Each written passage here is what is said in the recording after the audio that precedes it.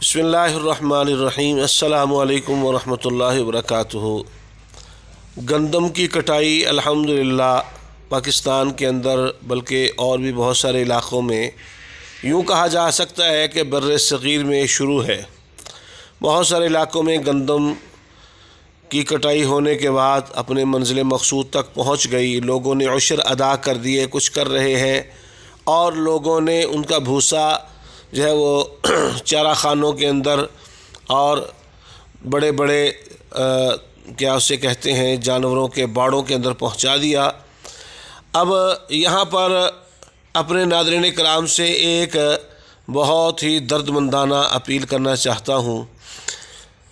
वो अपील है उशर अदा करने के मामले में। गंदम हो, जौ हो, कोई भी पैदावार हो, उसके ऊपर जो उशर आता है उस उशर के मुतालिक एक बहुत बड़ी गलत फहमी है जो अक्सर किसान हजरात सवाल करते हैं। उसके मुतालिक वो सवाल ये होता है कि जनाब हमने गंदम की कटाई के लिए, गंदम की बिजाई के लिए हमने बहुत सारा पैसा खर्च किया, हमारा इतने हज़ार रुपया लगा, इतने लाख रुपया लगा, पानी का ख़र्चा आया, फ़लाँ आया, तो अब हम वो ख़र्चा निकाल कर फिर उशर अदा करेंगे।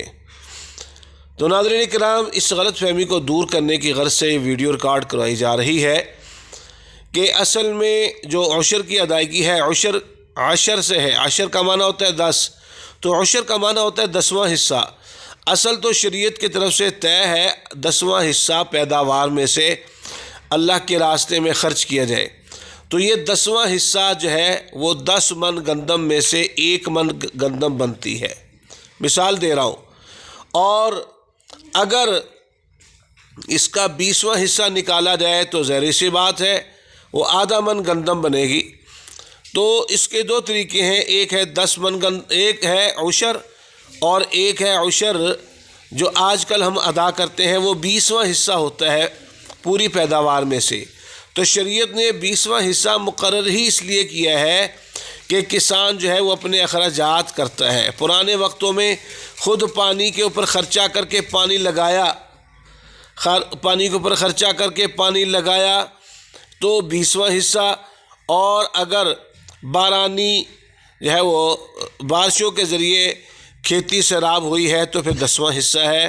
तो अब चूँकि जितने अखराजात हैं वो सारे अपनी जेब से किए जाते हैं, तो उन अखराजात को निकालने की ज़रूरत नहीं है, बल्कि कुल पैदावार में से 20वां हिस्सा जो है वो उशर का अदा किया जाता है।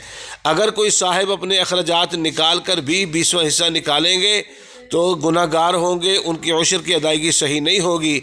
अगर वो करना ही चाहते हैं, अव्वलन तो ये बिल्कुल गलत है, तो वो किसी बड़े मुफ्ती हज़रात से मशवरा करें और कम अज़ कम 10वां हिस्सा निकालें।